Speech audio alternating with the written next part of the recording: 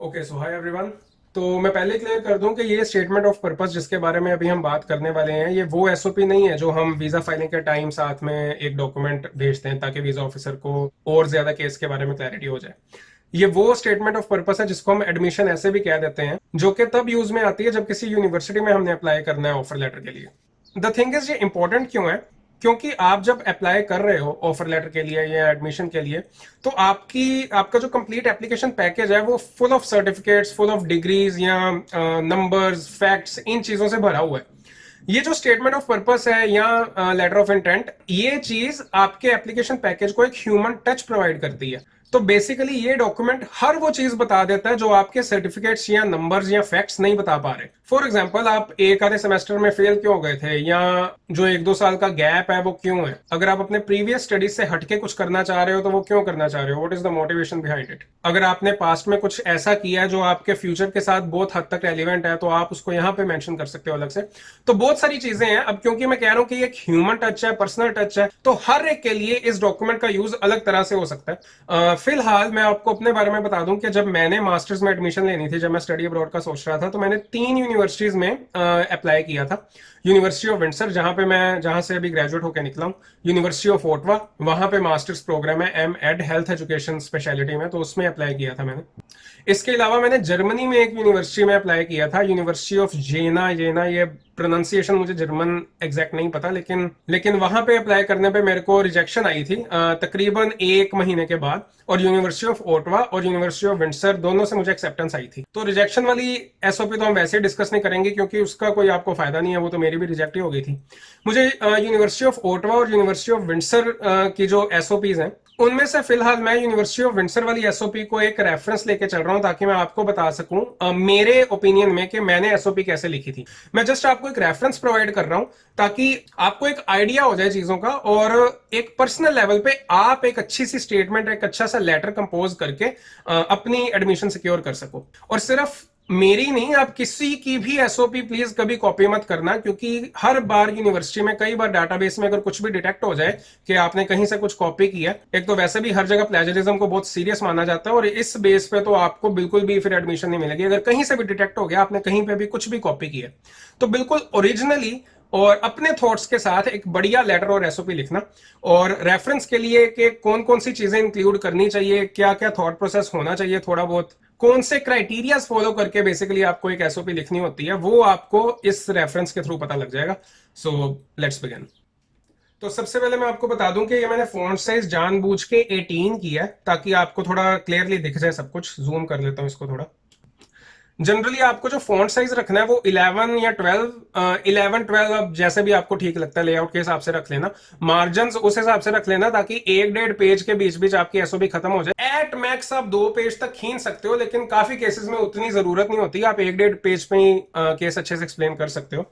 अब सबसे पहले मैं शुरू से शुरू होता हूं। अब इस पहली लाइन में मैंने ट्राई किया ऐसा, अब मैं फिर से ये कह रहा हूं कि ये मेरे पर्सपेक्टिव, मेरे ओपिनियन में जो वर्क किया मैं आपको वो बता रहा हूं। हो सकता है आपके केस में बिल्कुल ही आप अलग तरह से लिखना चाहो। मेरे केस में मैंने कोशिश किया कि मैं इसको थोड़ा कम बोरिंग स्टार्टिंग दूं। अगर मैं सीधा ऐसे शुरू करता कि my name is Sahil and I am a student of this this I want to do this, वो थोड़ा बोरिंग हो जाता मेरे पर्सपेक्टिव में। तो मैंने इसको थोड़ा पोएटिक स्टार्टिंग देने की कोशिश की है, जिसमें मेरी पर्सनैलिटी के बारे में मैं कुछ बताने की कोशिश कर रहा हूं ताकि जो रीडर है इस स्टेटमेंट का, उसके मन में थोड़ा इंटरेस्ट डेवलप हो जाए बाकी स्टेटमेंट पढ़ने के लिए। उसके बाद मैंने एक स्टोरी शुरू की है। +2 में मैं मेरिट में आया था जब 91% लेके, तो टॉप 0.1% कैंडिडेट्स में आने का मेरे पास एक सर्टिफिकेट था, मेरिट सर्टिफिकेट। तो वो मेरिट सर्टिफिकेट मैंने साथ में लगाया था, और क्योंकि वहां तक उस सर्टिफिकेट तक ध्यान जाए तो मैंने यहाँ पे वो लाइन मेंशन कर दी। तो मैंने उस स्टोरी के तहत स्टार्टिंग में बता दिया कि मेरा शुरू से ही मेडिकल साइंसेस की तरफ मैं काफी इंक्लाइंड था, जिसके कारण मैंने bachelor of dental surgery undergrad programme choose किया, और उसमें मेरे बाद में 66% मार्क्स आ गए। अब मेरे को बहुत लोग पूछते हैं, जी हमारे तो 70% से कम मार्क्स है, 70% कट ऑफ है यूनिवर्सिटी में, हम अप्लाई करें कि ना करें। अब टेक्निकली तो मेरी भी कम ही थी, लेकिन यहां पे अब स्टेटमेंट ऑफ पर्पस एक्ट करती है एज एन एक्सप्लेनेशन, ताकि आप एक्सप्लेन कर पाओ कि चाहे आपके वहां पे 66% या 70% से कम आए, लेकिन आपके पास और क्या अचीवमेंट्स थी या आपके मार्क्स इतने क्यों आए। ये सारी चीजें आप अपने केस के हिसाब से एक्सप्लेन कर सकते हो। अब फॉर एग्जाम्पल मैंने यहां एक्सप्लेन कर दिया कि मेरे 66% उस यूनिवर्सिटी में आए हैं जहां पे टॉपर्स के मार्क्स ही 70% होते हैं। टेक्निकली अगर आप उस यूनिवर्सिटी से 60% ले रहे हो जहां पे 90-95 मार्क्स लाने इजी हैं, तो ऑब्वियसली आपके मार्क्स कम कंसिडर होंगे।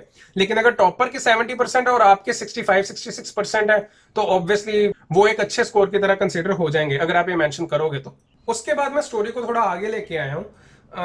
फर्स्ट एकेडमिक ईयर में जी मैं जब बायोकेमिस्ट्री लैब में था तो मेरा बहुत इंटरेस्ट बढ़ गया था पर्सनलाइज्ड डेंटल मेडिसिन की तरफ। बीच बीच में एक ऐसी लाइन डाल दो जिससे थोड़ा और फैक्ट से हटके आपकी पर्सनैलिटी की तरफ, आपके पर्सनल थॉट्स की तरफ ध्यान जाए। तो उसके बाद जब मैंने बहुत ज्यादा रिसर्च की, मॉलिक्यूलर डायग्नोसिस, प्रोटियोमिक एनालिसिस, ये तो चलो मेरे फील्ड की बातें हो गई कि उस फील्ड में अब जैसे मैं यहाँ पे मास्टर ऑफ मेडिकल बायोटेक करने आ रहा था, तो मैंने अपनी अंडरग्रेड डिग्री में से वो सारे एलिमेंट्स उठा लिए जो बायोटेक के साथ रिलेटेबल थे। फॉर एग्जाम्पल मैंने अपने फाइनल ईयर में एक कॉन्फ्रेंस में प्रेजेंटेशन दी थी जिसमें मुझे गोल्ड मेडल मिला था। वो जो गोल्ड मेडल जिस प्रेजेंटेशन के लिए मिला था मुझे, वो काफी हद तक डेंटिस्ट्री और बायोटेक्नोलॉजी का मिक्सचर था। वो टॉपिक एक मिक्सचर था जिसमें दोनों तरफ से बहुत सारे रिसर्च आर्टिकल्स इंक्लूड हो रहे थे। और उसके बाद मैंने ये भी मेंशन किया कि काम करते करते भी, जब मैं एक हॉस्पिटल में काम कर रहा था या जब मैं इंटर्नशिप में था, तो मैंने ये जरूरत फील की कि मेरे फील्ड में अगर बायोमटेरियल्स या ड्रग्स या बायोटेक्नोलॉजिकल कंसेप्ट्स की अमेलगमेशन हो जाए अच्छे से, तो एक बहुत अच्छी डायग्नोस्टिक और ट्रीटमेंट मेथडोलॉजीज उभर के आ सकती हैं। अगेन अब ये आपको देखना है कि आपका जो अंडरग्रेड की अचीवमेंट्स हैं या जो पढ़ाई है वो आपके फ्यूचर ग्रेजुएट प्रोग्राम से कैसे रिलेट कर रही है, या आपने कुछ ऐसा किया हो जिसमें आप उसको लिंक कर सको।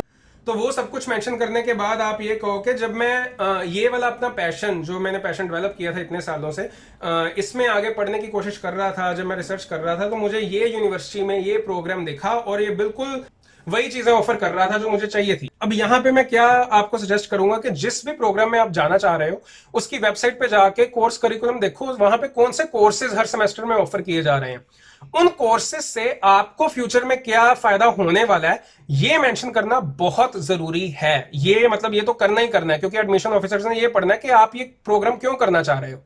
फॉर एग्जाम्पल अगर आपने बीटेक की है कंप्यूटर इंजीनियरिंग में और यहाँ पे आप गेमिंग का कोई कोर्स करने आ रहे हो, तो ये बहुत जरूरी है कि आपने अपनी अंडरग्रेड के टाइम ही गेमिंग इंडस्ट्री में कुछ ना कुछ थोड़ा बहुत किया हो जिसको आप लिंक कर पाओ, आप शो कर पाओ कि हाँ आपका इंटरेस्ट शुरू से है, उसको प्रूव कर पाओ। और उसके बाद अगर गेमिंग में जी आपके ग्राफिक डिजाइनिंग जैसे, अब मुझे प्रिसाइजली नहीं पता, मैं सिर्फ एग्जांपल के तौर पे एक अज्यूम करके आपको बता रहा हूं कि उसमें ग्राफिक डिजाइनिंग का कुछ है, तो आप ये शो करो कि हाँ ये चीज सीख के मैं अपनी प्रीवियस अचीवमेंट से सीखी हुई चीजों को, एक्सपीरियंसेस से गेन किए हुए स्किल्स को और एनहेंस करना चाहता हूं और उसके बाद ये कोई चीज डेवलप करना चाहता हूं। और फॉर एग्जाम्पल आपके प्रोग्राम में, आपके जो जिस प्रोग्राम में आप जाना चाह रहे हो उसमें कुछ ऐसे कोर्सेज हैं जिसका आपके अंडरग्रेड के ओवरऑल सब्जेक्ट के साथ कोई लिंक नहीं है, लेकिन अगर आपने उसमें कुछ एक्स्ट्रा सर्टिफिकेट्स एक्वायर किए हुए हैं, फॉर एग्जांपल मेरे केस में मैंने एंटरप्रेन्योरशिप के कुछ सर्टिफिकेट्स थे मेरे पास जो मैंने इधर उधर कोर्सेज किए थे ऑनलाइन, उसको मैंने बिजनेस कोर्सेज के साथ लिंक किया जो मैं फ्यूचर में करना चाह रहा था।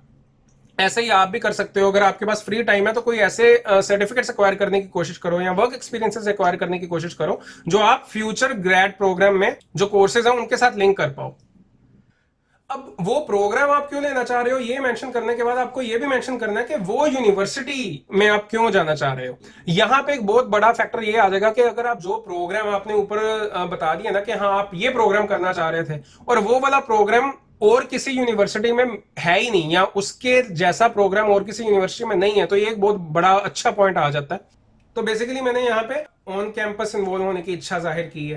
लास्ट में मैंने एक दो लाइनों में सारा कुछ समराइज करने की कोशिश की है और थोड़ा सोसाइटी का भला करने वाली एक लाइन लिख देना, किसी तरह अपनी जो फील्ड है उसको सोसाइटी की तरफ ले जाओगे तो और थोड़ा अच्छा लगता है, इंप्रेशन अच्छा पड़ता है। और लास्ट में मैंने फिर एंडिंग भी थोड़ी वो पोएटिक करने की कोशिश की है या उसको पर्सनैलिटी के साथ रिलेट करने की कोशिश की है। मैंने उसको लंबा खींचने की कोशिश नहीं की, पर यह है कि जो भी चीजें आप एसओपी में मेंशन करोगे उसको प्रूव करने के लिए जो सर्टिफिकेट्स हैं वो सब कुछ साथ में लगा देना। यहाँ पे जो मैंने गोल्ड मेडल मेंशन किया था, मैं आपको बता दूं कि जिस प्रेजेंटेशन या जिस पोस्टर के कारण मुझे वो मिला था वो मैंने एप्लीकेशन पैकेज में मेंशन नहीं किया, क्योंकि उसका लिंक, अपलोड करने का लिंक ही अवेलेबल नहीं था। यहां मैं सजेस्ट करूंगा कि एसओपी के साथ ही पीडीएफ बना के वो आप चीज साथ में स्कैन करके अपलोड कर दो, ताकि आपको बाद में प्रॉब्लम ना आए। मैंने बाद में ईमेल करके वो डॉक्यूमेंट्स ऐड कराए थे, जिसके बाद मुझे ऑफर लेटर आई थी।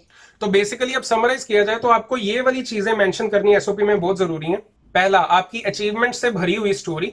दूसरा, आपके प्रीवियस एक्सपीरियंसेस कैसे आपके फ्यूचर गोल्स के साथ लिंक्ड है।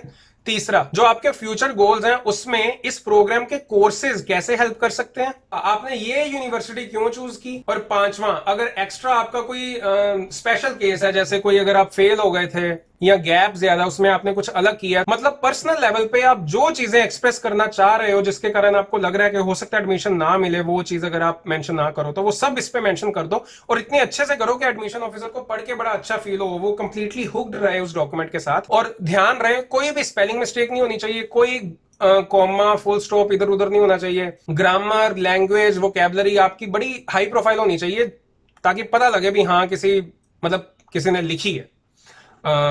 बस, तो ये मेरा एक्सपीरियंस था। अगर आपको लगता है मैंने कुछ मिस कर दिया एसओपी में तो नीचे कमेंट कर देना, मैं उसको पिन कर दूंगा ऊपर। और इसके अलावा आपको कोई डिस्कशन करनी है तो एसआरएन अकेडमी का जो फेसबुक ग्रुप है वहां पे मेरे से बेटर एसओपी लिखने वाले लोग हैं वहां पे, तो आप उनसे भी डिस्कस कर सकते हो। So that's it and I hope it helps.